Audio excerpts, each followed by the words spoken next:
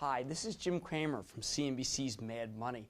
I want to talk about some of the common mistakes, 5 mistakes that almost everybody makes who's out there trying to figure out what to do with their money, particularly in this environment. And the environment I describe as being low interest rates, which we're going to have for a very long time. Our Fed chief, Ben Bernanke, basically has assured that. The first thing people do wrong is they don't understand that fixed income is producing no income. Right now, there's a perception that the safest thing you can do is keep your money in cash. But I've got to tell you, given the perspective of inflation rate, given the idea that where you have your cash is probably going to be in a CD, a bank, a savings account, or a money fund, you're going to be making nothing. And that's not a strategy. That's a dangerous way to be able to run your money. So those who think that they can just sit in fixed income, whether they be treasuries, whether they be CDs, are making a very big mistake, because that's not a place for income. What should people be doing?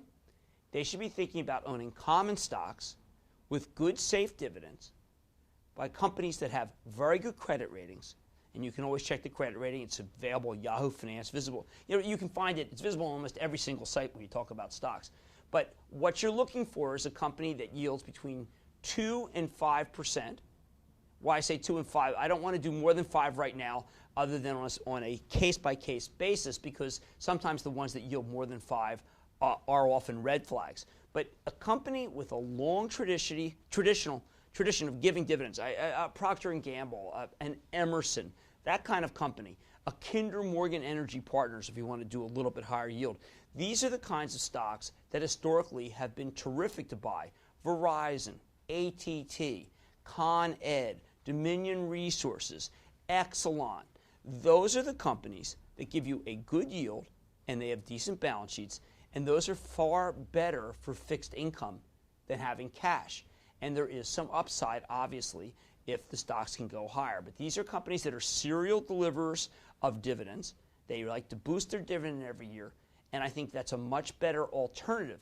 Yes, there's downside to stocks, but if you want to go to a 4 or 5% yielder in this environment, those are probably going to have a nice cushion if they do go down. Waste management, International Paper, these are examples of stocks that have higher accidental yields. I call them accidental high yields. Why? Because the stocks have come down so much. They never expected that the yield would be this great. People don't understand the power of compounding. Now, this is something that I think that I wish people were taught better at schools. But if you reinvest the dividends, which is the third misconception. People don't do that. They use the dividends for income. That's how you get most of your performance. More than 50% of the S&P 500's performance in the last 20 years has come from reinvesting in the dividends. Almost all of the appreciation that anyone has in the last 5 years has come from reinvesting these dividends. So the dividends are a vital component. The actual capital appreciation of stocks, they haven't done anything in 10 years. But if you own stocks, high-quality stocks with dividends, you've done much better than the averages indicate. Now, if you can't pick individual stocks and you don't want to be in a mutual fund, which I completely understand, because most of the mutual funds have had very high fees and haven't delivered anything, then you probably want to go to see an advisor. And what I want to tell you about seeing an advisor is this.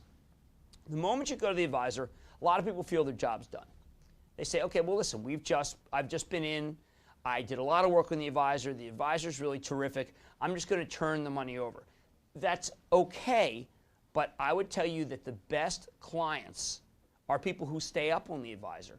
So once the money is turned over, I don't think the process ends. I think it's a new and different process, and it begins. You have to monitor how the advisor's doing. If you don't like what the advisor's doing, you've got to speak up. If the person talks down to you, then you're with the wrong advisor. How do you find that right advisor? I like to go to a network of people who recommend people to me. And one of the reasons I like that so much is because that person who you're being recommended to will be somewhat on the hook to the people you went to, and therefore I think do a better job. Finally, I want you to be super suspicious of super high returns. One of the things that people have gotten wrong is they hear that someone's compounding it at 30%, or someone's making 35 or 40%, some number that seems so out of sync with what the S&P 500 is doing or what you can get in interest rates.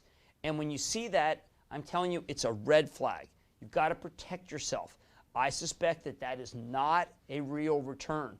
One way to protect yourself is to be able to speak to the accountant that does that is actually meant to be the accountant for the public statements. Another way is to be able to look at the averages and say, geez, that's such a big difference. I'd like to know how the person's making their money. If the person doesn't tell you how they're making their money, then you have to presume that the person isn't doing it honestly. It's more important than ever to be vigilant. So just to review, fixed income is not necessarily income, okay?